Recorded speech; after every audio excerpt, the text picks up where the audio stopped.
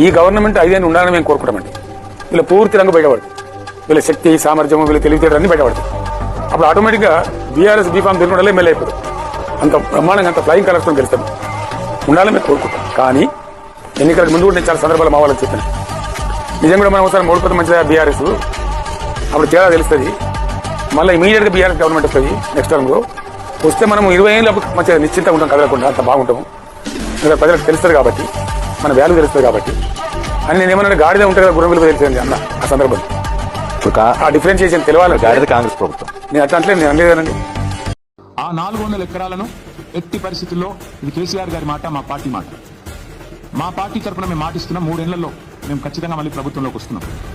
ప్రభుత్వంలోకి వచ్చిన తర్వాత మేము ఆ 400 ఎకరాలను మొత్తం హైదరాబాద్లో, మొత్తం తెలంగాణలోనే అతి పెద్ద ఈకో పార్క్గా ఏర్పాటు చేస్తాము. ఇప్పుడే నేను స్పష్టంగా చెప్తా ఉన్నా, ఈరోజు ఎవరైనా రేవంత్ రెడ్డి విసిరే బిస్కెట్లకు ఆశపడి, రేవంత్ రెడ్డి చెప్పే మాటలకు ఆశపడి ఆ ల్యాండ్ ఒక ఇంచ్ ఎవరైనా కొనుక్కున్నా మళ్ళీ కుండ బదులు కొట్టి నేను చెప్తున్నా, మమ్మల్ని తర్వాత అనొద్దు. ఖచ్చితంగా ప్రతి ఇంచ్ తిరిగి వెనక్కి తీసుకుంటాము.